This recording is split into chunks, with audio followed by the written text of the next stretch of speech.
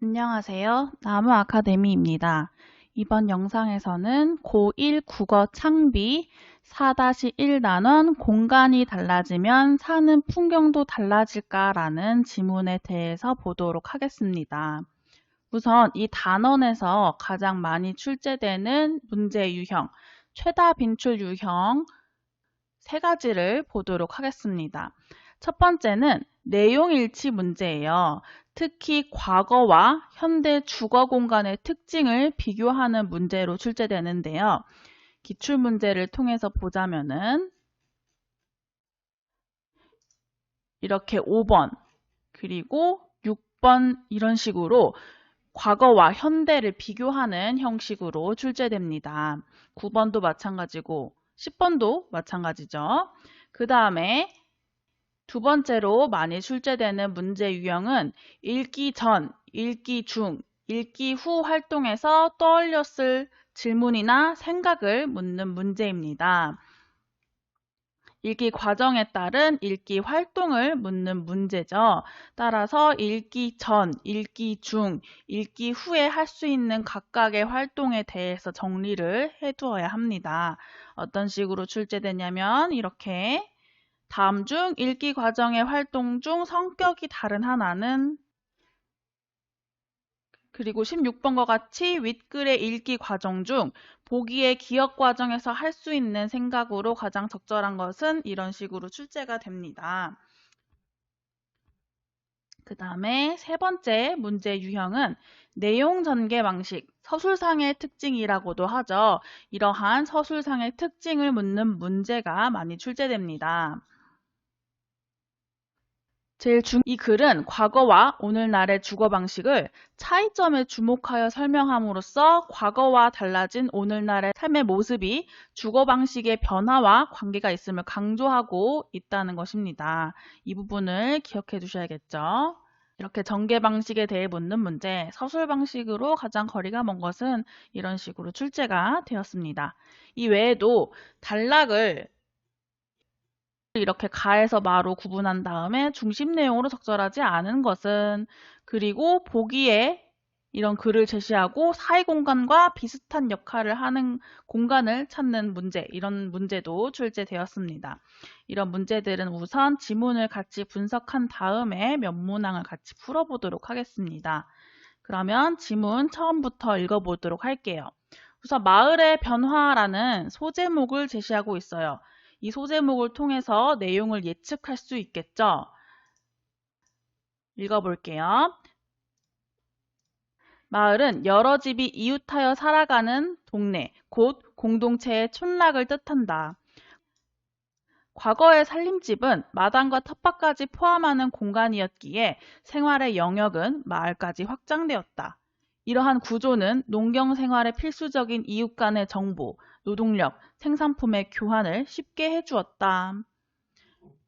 마을의 의미를 정리하고 있죠. 대상의 개념을 정리하고 있다는 내용이 서술상의 특징에 이렇게 출제될 수 있겠죠. 충분히.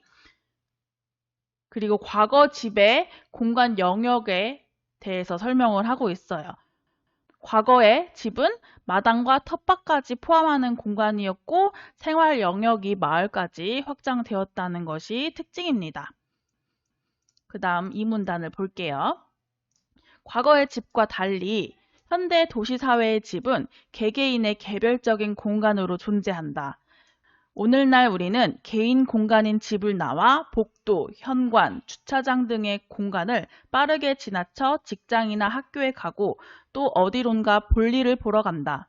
마을을 중심으로 여러 사람이 공간을 공유하던 과거와 달리 현대의 도시에는 이웃과 공유하는 공간이 매우 적고 있더라도 비어있는 때가 많다. 무엇이 달라졌기에 이렇게 변화한 것일까? 이렇게 현대 도시 사회의 집과 생활 영역을 설명하고 있네요. 과거의 집과 달리, 과거와 달리 이 단어를 통해서 알 수 있듯이 이 글은 대조의 방식을 사용하고 있습니다. 주된 서술 방식이에요.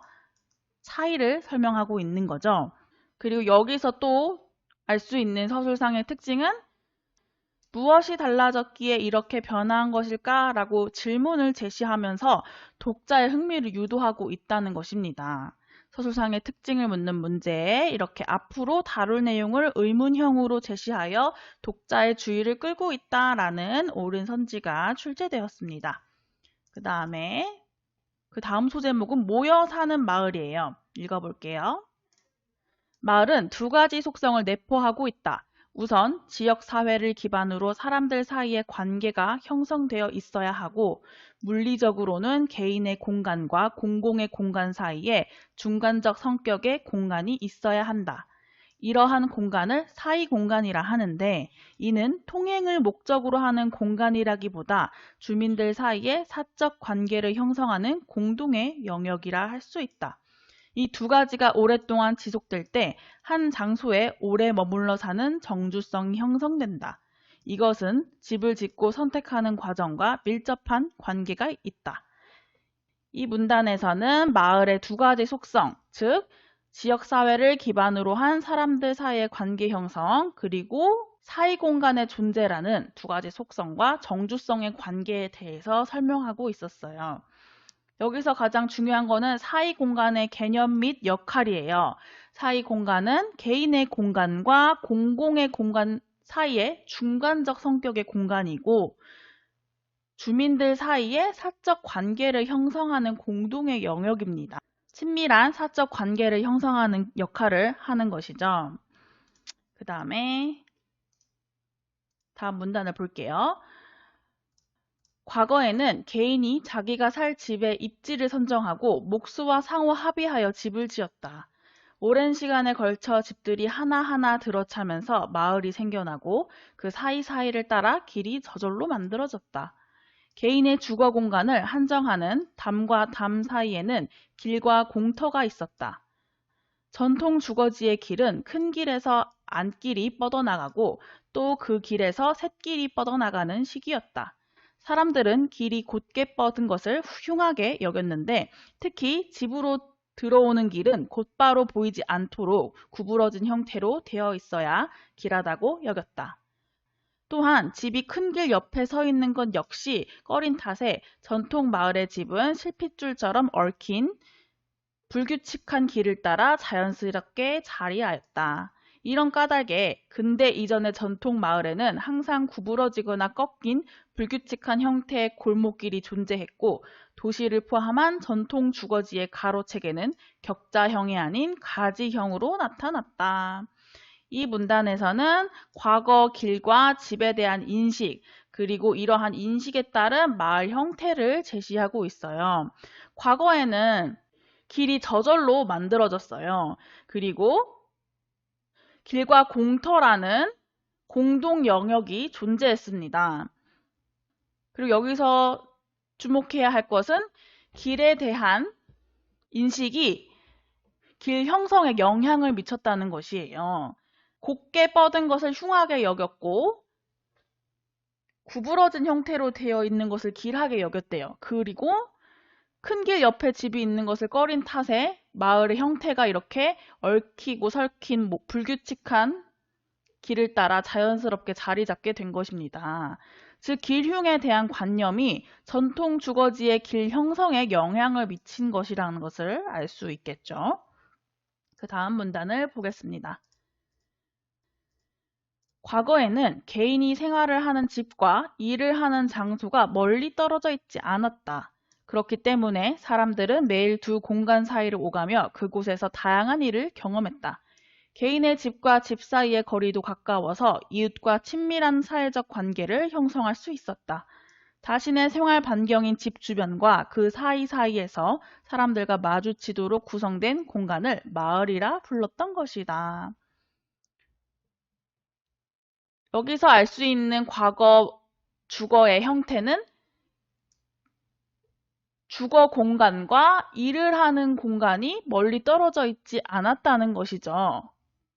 그렇기 때문에 사람들은 매일 주거지와 일하는 곳을 오가면서 다양한 일을 경험했습니다. 그리고 개인의 집과 개인의 집 사이의 거리도 가까워서 이웃과 친밀한 사회적 관계를 형성할 수 있었어요. 집과 일하는 곳 거리가 가까울 뿐더러 집과 이웃의 집 거리도 가까웠다는 거죠. 그 다음 문단을 볼게요. 방에서 나오면 마당이 있고 대문을 열면 골목길을 만나며 길을 돌고 돌다 보면 그 동네의 중심부로 나갈 수 있었기 때문에 마을 안을 이동하다 보면 여러 경로를 자연스럽게 거칠 수밖에 없었다. 굳이 의도하지 않더라도 사람들의 만남과 모임이 곳곳에서 발생하였고 그들 사이에서는 요즘 흔히 말하는 커뮤니티가 형성되었다. 집의 형태는 따로따로였지만 집 안팎을 살펴보면 모여 살 수 있는 구조였다. 여기에도 과거 주거 형태의 특징이 나오네요. 과거에는 이웃을 만나는 경로가 이렇게 형성이 되어 있었대요. 그래서 마을 안을 이동하다 보면은 여러 경로를 자연스럽게 거칠 수밖에 없고 그만큼 여러 사람을 마주칠 수밖에 없었다는 거죠. 따라서 굳이 의도하지 않더라도 사람을 만나고 그러면서 자연스럽게 커뮤니티가 형성이 된 거예요. 집의 형태는 똑같진 않았지만 각기 다른 형태였지만 집 안팎을 살펴보면 모여 살 수 있는 구조였습니다. 이제 그 다음 세 번째 소제목이 나옵니다. 동질성과 사생활이에요. 동질성은 사람이나 사물의 바탕이 같은 성질이나 특성을 의미하죠. 이질성과 반대되는 단어입니다. 이런 모르는 단어가 나오면 반드시 개념을 정리를 하고 넘어가셔야 합니다. 그럼 읽어보도록 할게요. 오늘날의 대표적인 주거 형태인 아파트는 전통의 주거 형태인 주택과는 다른 특징을 보인다. 그럼 이제 전통의 주거 형태가 나왔으니까 앞으로는 오늘날의 주거 형태인 아파트의 특징이 나올 것임을 알 수 있겠죠. 그럼 보도록 할게요. 아파트는 한 단위 세대를 층층이 쌓아서 배치하는 적층을 기본으로 한다. 하나의 건물 내 수평적 혹은 수직적으로 균일한 주거 공간이 밀집해 있고 거기에 동일성을 지닌 거주자가 모여 사는 것이 현대의 한국식 공동주택이 지닌 특징이라 할 수 있다. 현대 한국식 공동주택의 특징을 묻는 문제도 출제되기 때문에 이 부분에 나타난 세 가지 특징 꼭 정리해 두셔야 합니다. 중요한 것은 균일한 주거 공간이 밀집해 있고 동질성을 지닌 거주자가 모여 산다는 것입니다. 그 다음 문단을 볼게요. 이러한 공동주택의 등장은 공동체적 관계를 변화시키는 중요한 원인을 제공했다. 공동주택, 즉 아파트에는 사이 공간이 없다. 아파트에 사는 사람들은 공동의 현관을 통과한 후 승강기 홀이나 복도를 거쳐 각자의 개인 공간으로 들어간다. 그곳은 사생활을 최대한 보장하는 공간이다. 주택의 형태나 외관만 보면 모두 같은 공간에 사는 유사한 집단으로 보이지만 그 안에서의 생활 모습은 공유할 만한 것이 거의 없다. 공동주택의 등장에 따라서 공동체적 관계가 변화됐대요. 인과의 방식이 사용된 거죠. 공동체적 관계를 변화시킨 주요 원인은 바로 공동주택, 아파트의 등장이라고 설명하고 있습니다. 공동주택, 즉 아파트에는 사이 공간이 없어요. 이게 바로 과거의 마을과의 가장 큰 차이점이라고 할 수 있죠. 아파트에 사는 사람들은 공동의 현관, 승강기 홀, 복도를 거치긴 하는데 이것은 사이 공간이 될 수는 없어요. 왜냐하면 이 공간들은 통행을 목적으로 하는 공간이지 사적 관계를 형성하기 위한 그런 공간이 아니기 때문입니다. 그리고 아파트는 사생활을 최대한 보장하는 공간이고 외관만 보면은 모두 같은 공간에 사는 유사한 집단으로 보여요. 아까 과거의 집은 위에 올라가 보면은 집의 형태는 따로따로였다고 했어요. 하지만 반대로 현대의 아파트는 집의 형태, 외관이 비슷하기 때문에 같은 공간에 사는 유사한 집단으로 보일 수 있대요. 하지만 실제로는 그렇지 않다는 거죠. 그 안에서의 생활 모습은 공유할 만한 것이 없습니다. 따라서 공동체적 관계를 맺기 어렵다는 거예요. 그 다음 문단을 볼게요. 사이 공간이 없기 때문에 그곳에 사는 사람들은 아파트 단지라는 인위적 마을에서 상징적인 결속성만을 확보하고 있을 뿐 단지 내외의 사람들과 충분히 소통하지 못한다. 단지 내에는 단지를 구획하는 울타리, 보안과 감시를 위해 설치한 CCTV, 외부인을 통제하는 차단기, 비밀번호를 눌러야만 열 수 있는 견고한 출입문이 있을 뿐이다. 사이 공간의 부재로 인해서 소통을 하지 못하고 그저 상징적인 결속성만 있을 뿐이래요. 여기에서도 인과의 방식이 사용되고 있죠. 사이 공간의 부재로 인해서 소통이 부재한다라고 말하고 있기 때문에. 그리고 울타리, CCTV, 차단기, 출입문 이런 것들은 사람과 사이의 소통을 어렵게 만드는 장치들에 해당합니다. 다음 문단을 볼게요. 주거지의 울타리는 우리의 범주를 규정하는 영역 만들기의 역할을 한다. 단지 내부에 동일성을 지닌 사회계층이 거주하는 것이 현대 주거지의 특징인데 외부와 차별성을 갖는 고급 단지일수록 그 울타리가 견고하다. 그러나 외부와의 단절뿐 아니라 단지 내부에서도 이웃과 만나기 위한 공간과 행위들은 찾아보기 어렵다. 단지 외부뿐만 아니라 이 단지 내에서도 소통과 교류가 어렵다는 거죠. 단지 내외가 단절된 현대 주거지의 특징을 설명하고 있었습니다. 좁은 공간에 수많은 세대가 다닥다닥 붙어 있어 겉으로는 삭막해 보이지만 일단 현관문만 열면 아늑한 주거 환경이 펼쳐진다. 반대로 현관문 하나만 잠그면 집 전체가 바깥 세상과 완전히 격리된다. 가족만의 성역에는 누구라도 예고 없이 방문할 수 없고 이웃이나 친척이라도 안에서 문을 열어주었을 때만 집 안으로 들어올 수 있다. 이러한 특징은 현대인의 개인주의적 성향과 잘 맞아떨어진다. 이러한 특징은 바로 집 안과 바깥 세상에 격리된 특징인 거죠. 사생활이 최대한 보장되고 가족 외의 사람들과는 단절된 이런 특징은 현대인의 성향과 부합한다고 설명을 하고 있습니다. 사생활 보호에는 이렇듯 철저하지만 같은 단지 내에서 공동의 목표를 추구할 때는 집단의 힘을 발휘하기도 한다. 특히 그것이 단지의 이익과 관련한 것이라면 입주자나 부녀회 같은 커뮤니티를 구성하여 주저하지 않고 의사를 표현한다. 이러한 아파트 단지의 결속성과 질서는 이해관계의 일치에서 비롯된다. 개별 단위 세대들은 자신들이 집에 들인 비용을 지키기 위해 집단의 힘을 발휘한다. 아파트 단지에서 집단의 힘이 발휘 때도 있는데 그 경우는 단지 내에서 공동의 목표를 추구할 때라는 거예요. 공동의 목표란 근데 이익과 관련한 것이어야겠죠. 뭐 아파트의 땅값이라든지. 이렇게 아파트 단지의 결속성과 질서는 이해관계의 일치에서 비롯되는 것입니다. 단지 내 사람들은 충분한 소통은 못하지만 이해관계로 결속성은 확보한다는 것이죠. 그리고 여기서 커뮤니티가 나오는데 과거 커뮤니티의 형성 방법과 대조적이죠. 과거 커뮤니티는 자연스럽게 형성되어 주민들이 친밀한 사적 관계를 형성하였지만 현대의 커뮤니티는 단지의 이익과 관련하여 형성되는 것으로 자연스럽게 형성되기 어렵고 친밀한 사적 관계가 형성되는 것도 어렵습니다. 그 다음 문단을 볼게요. 전통사회에서는 이웃의 손을 빌려 개별적으로 집을 지었고 그것이 자연스럽게 마을의 한 요소가 되었다. 하지만 아파트는 불특정 다수를 위해 전문 건설업자들이 완성한 것이어서 개별 거주자들의 취향과 요구사항이 반영되기 어렵다. 수천 세대, 심지어는 수만 호가 일시에 건설되어 수많은 사람이 하루아침에 한 동네 사람이 되기도 한다. 이 부분에서는 집을 짓는 것, 마을을 형성하는 것에 있어서 과거와 현대의 차이점이 드러나고 있죠.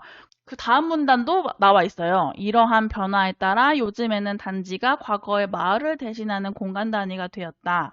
오랜 시간에 걸쳐 만들어진 전통마을과 달리 이러한 현대의 주거지는 급조된 마을이다. 이 두 문단을 통해서 알 수 있듯이 과거의 마을은 오랜 시간에 걸쳐서 자연스럽게 만들어졌어요. 그리고 보다 주체적이고 능동적으로 이렇게 집을 지었어요. 하지만 현대의 아파트는 우리가 직접 짓는 게 아니죠. 불특정 다수를 위해서 전문 건설업자들이 완성한 것이고 완성되면 한 번에 수만 호가 일시에 입주를 하는 거죠. 그래서 급조된 마을이라고 표현을 하고 있습니다. 그 다음에 마지막 소제목입니다. 공간과 사는 풍경. 이 제목이 공간이 달라지면 사는 풍경도 달라질까 였으니까 이 제목과 관련한 내용이 나오겠죠. 주제와 관련한 내용이 나옵니다. 읽어볼게요.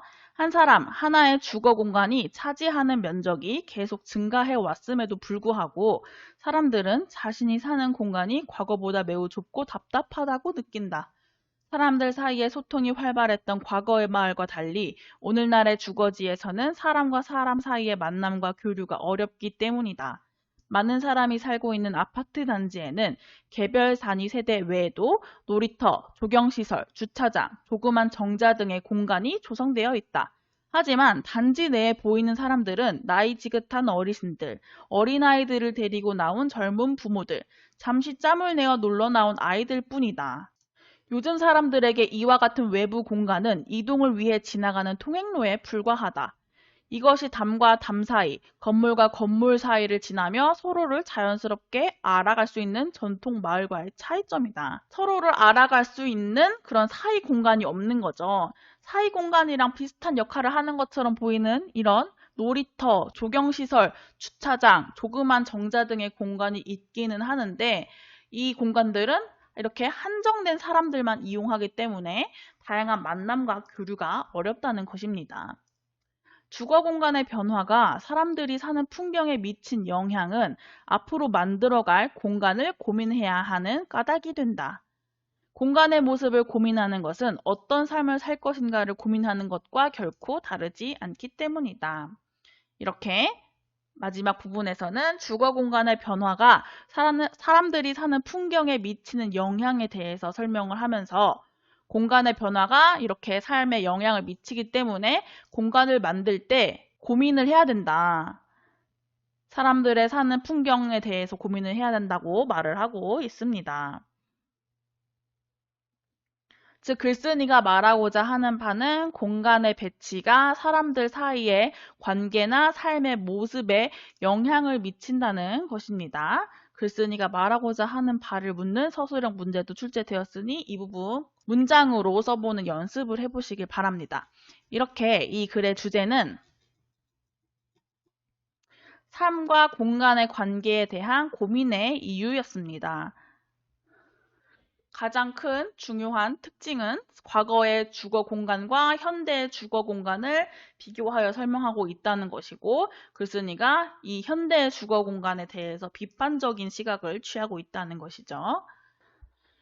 그러면 문제를 한번 풀어보도록 하겠습니다. 기출문제 중에서 첫 번째 최다 빈출 유형 첫 번째에 해당하는 것을 풀어보도록 할 텐데요. 아까 봤던 이 5번을 풀어볼게요. 한번 영상을 멈추시고 풀어보시길 바랍니다.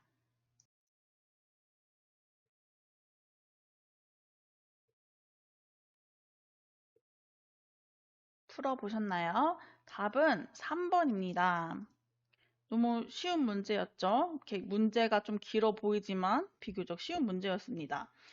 과거의 집은 주거지와 일터가 멀리 떨어져 있지 않았죠? 지문을 통해서 확인해 볼까요? 이 부분에 나와 있죠. 과거에는 개인이 생활을 하는 집과 일을 하는 장소가 멀리 떨어져 있지 않았다. 따라서 3번이 틀린 내용이 됩니다. 1번부터 보면은 과거의 집은 마당과 텃밭까지 포함하며 모여 살 수 있는 구조였죠. 이거는 1문단에서 나왔어요. 이렇게 나와 있었죠. 과거의 살림집은 마당과 텃밭까지 포함하는 공간이었기에 생활의 영역은 마을까지 확장되었다. 그리고 현대 공동주택은 개개인의 개별적 공간, 균일한 주거 공간이 밀집해 있다는 것은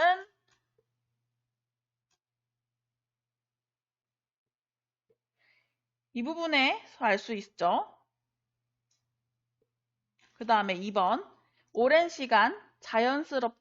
시간에 걸쳐 자연스럽게 형성되었다는 거. 여기에 나와 있죠. 그리고 현재 현재의 공동주택은 불특정 다수를 위해 전문 건설업자가 급조했다는 거. 이 부분이랑 이 부분에서 단어를 확인할 수 있죠. 그다음 4번. 의도하지 않아도 사람들 사이에서 만남과 모임이 이루어진다. 여기에 나와 있죠. 의도하지 않더라도 만남과 모임이 곳곳에서 발생하였고 커뮤니티가 형성되었다. 하지만 현재의 공동주택은 자연스럽게 형성되기 어렵죠. 이해관계의 일치에서 비롯되는 것입니다.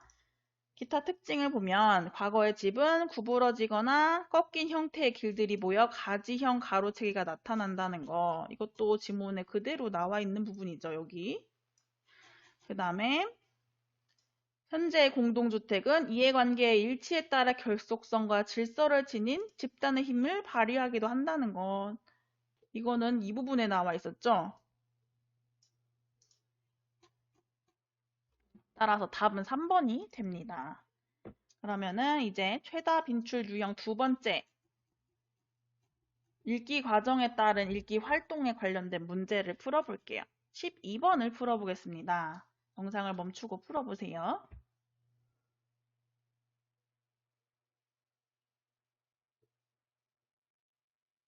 풀어보셨나요? 답은 5번입니다. 5번 읽어볼까요? 이 글의 제목을 질문 형식으로 만든 글쓴이의 의도가 무엇인지 생각해 보았어. 큰 제목이나 소제목, 그림, 글쓴이 등을 훑어보고 궁금한 점을 생각해 보는 것은 글의 내용을 예측해 보는 읽기 전 활동에 해당하죠. 그리고 읽기 전 활동에서 떠올린 질문에 답을 찾으며 읽는 것, 새로운 생각이나 궁금증을 갖는 것, 그리고 생략된 내용이나 글쓴이의 의도를 추론해보고 또는 글쓴이의 생각에 공감 또는 비판을 하는 것은 읽기 중 활동에 해당합니다. 따라서 글의 제목을 질문 형식으로 만든 글쓴이의 의도를 추론해보는 것은 읽기 중 활동에 해당하겠죠. 나머지는 다 읽기 후 활동에 해당합니다. 그러면 이제 마지막으로 한 문제 더 풀어볼게요. 최다 빈출 유형 세 번째, 서술상의 특징과 관련된 문제를 풀어보겠습니다. 20번을 풀어볼게요. 화면에 다 한 번에 안 나오니까 이렇게 제시를 해볼게요. 이렇게 제시를 해드릴게요. 20번도 영상을 멈추고 풀어보시길 바랍니다.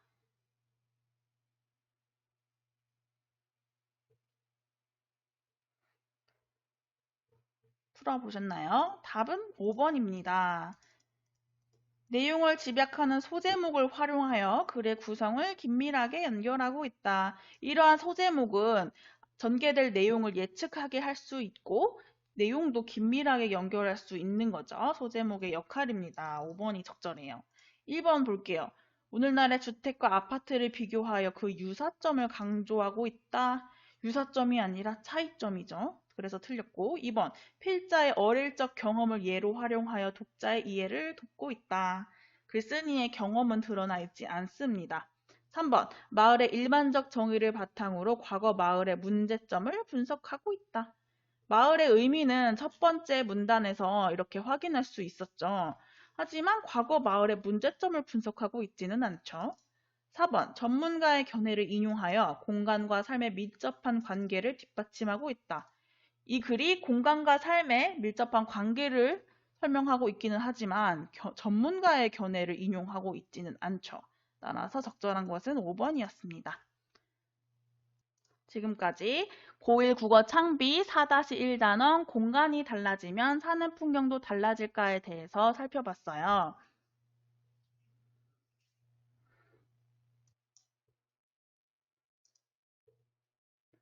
방금 같이 풀어본 문제 유형 외에도 다른 문제 유형이 출제된다고 했기 때문에 이렇게 문제를 풀면서 이 단원에 대해서 확실하게 학습을 해보시길 바랍니다. 이 모든 자료는 나무 아카데미 홈페이지를 통해 이용할 수 있습니다.